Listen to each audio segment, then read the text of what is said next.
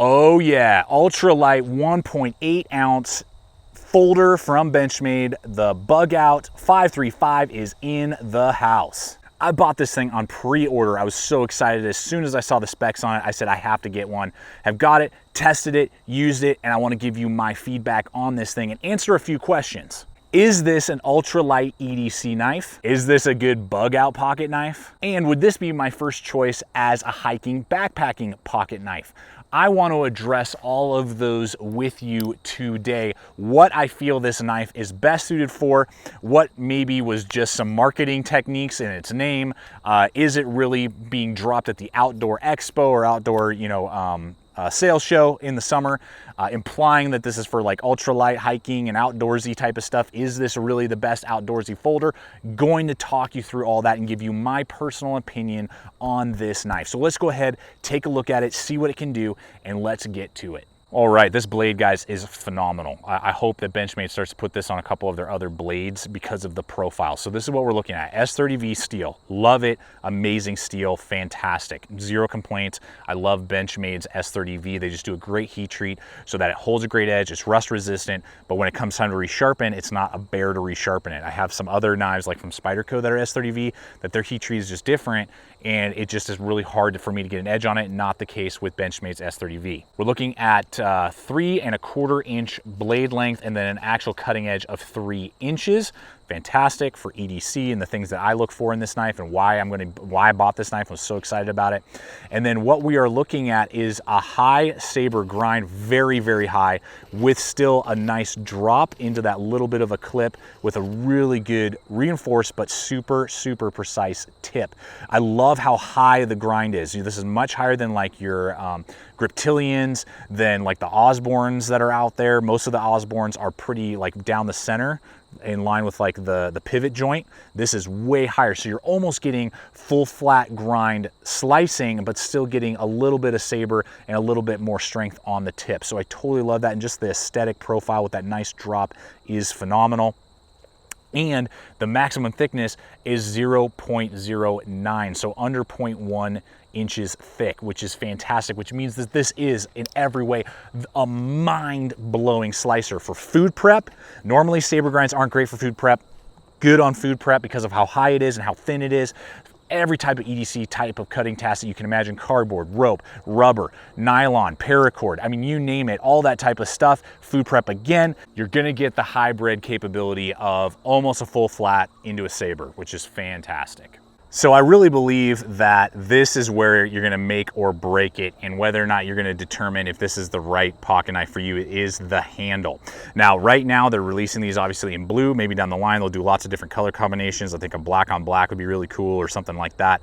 Black blade, black handle, love all that, but love blue as well, one of my favorite colors. Now, the thickness is going to be 0.42. So I actually have a couple larger like Emerson Kershaws that are even a little bit slimmer than this. So it's not as slim as you might think, but it is really slim in comparison to most other pocket knives. Most come in at ½ inch or very close to ½ inch. This is again going to be 0.42. The handle length is going to be 4.2 inches, so very good length in my large size hands, as you guys all know. Fills out my hand really well with a little bit extra out the back there, giving you that feel. So what we have here is that Zytel, type of material. It's a molded plastic, basically polymer, that Benchmade uses on a lot of their different designs. And what we're looking at here on the thickness from top to bottom is 1 inch. That is something I'm going to touch on here in just a second. What we do have is no liners.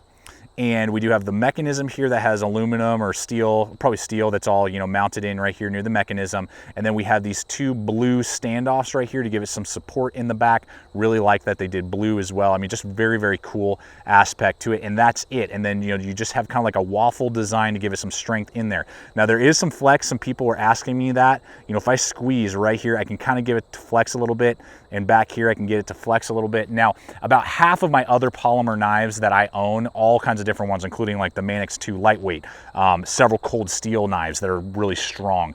I'm thinking of The steel wheel cut jack. I'm thinking of several different Gerber knives. If they're polymer with no liners, they're gonna have a little bit of flex. That's totally okay. I'm totally comfortable with that for EDC tasks and any normal task that would put a pocket knife through. Now this isn't, you know, like a fixed blade survival knife that you're gonna be slamming it through pieces of wood. It's not designed to do that. But for the average user, for average use, absolutely, I have zero worries, zero complaints that this is gonna break on you or, you know, be damaged in any way. This flexes the same as many well-known pocket knives out there, so don't be concerned in that respect. But that's where it's mostly marketing, but that's where I have a little bit of a beef with this knife overall. Is that the word bug out, you know, that's a hip, trendy word right now. Everyone's posting videos and doing video, you know, articles in their magazines about bugging out and what does it mean to bug out. Is this a pocket knife that I would carry in my bug out system? If I was building a bug out bag, or I was like, I need a pocket knife in my bug out bag, is this a knife I would choose? No, it is not. My wife, who's interested in this kind of stuff but doesn't read the articles, isn't immersed like I am and probably like you are if you're watching this video, I showed this to her and she was like, wow, that's a really cool EDC blade. You know, she knows the terminology. She carries a little pocket knife and flashlight, but nothing super crazy. You know, mostly I show her stuff and she's like, oh, that's cool, and just goes on with her life. But I told her what the name of this knife was and she was like, really? That's not a bug out knife.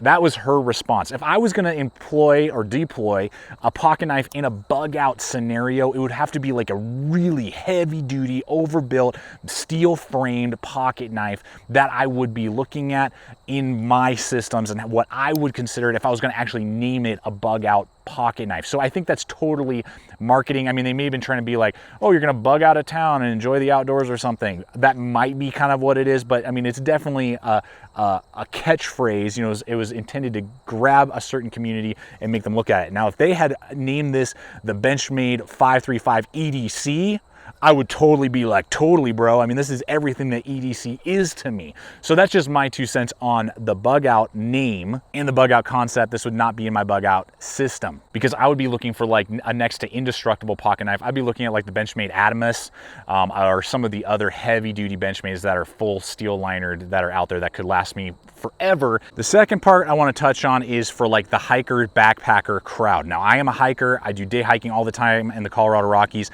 and I'm a backpacker. We go on multi-day backpacking trips all the time. We love it. We try to do 2 or 3 a year. They are fantastic and one of the best things in the world to do. If you ever have a chance to do it, do a multi-day backpacking trip away from your car, get out there, and it's a whole different experience. I own a lot of pocket knives, taken a lot of pocket knives on hiking and camping trips, backpacking trips, and this would probably not be my first choice. It wouldn't be my first choice. Mainly because of how thin it is at that 0.42, but also how high it is. The 1-inch height right here just doesn't fill my hand out very well for extended use. So if I was using this for maybe 30 minutes carving wood, or you know, I'm doing lots and lots of kitchen prep and food prep, and I'm just going and going and going, cutting, and this is in my hand for an extended period of time. With my large size hands, it's a little small. I don't have quite the real estate. For EDC, again, EDC tasks, phenomenal, amazing in every way, but for that, what I look for when I'm doing camping, I want a really full, you know, maybe you have gloves on because it's cold out, you know, whatever. I want a nice, good, either round or just fuller handle. This is a little too slim and a little too narrow for my preference when I am looking for a pocket knife on the trail. For EDC, again, phenomenal. And the pocket clip, which we will address now, is a little bit of a concern for me for being a supposed trail knife. And again, I'm taking that into assumption because they released it at the Outdoor Expo and they didn't release it at like a SHOT Show or a Blade Show or something like that. The concept being, hey, this is for you outdoorsy people, you know, that are going to be out there camping and hiking and backpacking and doing all that thing. That's my take on why they released it at that particular show and not at the other Blade Show oriented places. Let's take a look here at the pocket clip. Love the black kind of anodized color to it. It's loop over. It's a new pocket clip for Benchmade's rotation, which is awesome. So I like that they're coming out with new stuff. And you know, loop over, love all of that. Blacked out, love that, no complaints. Tip up only, totally ambidextrous, right or left, love that.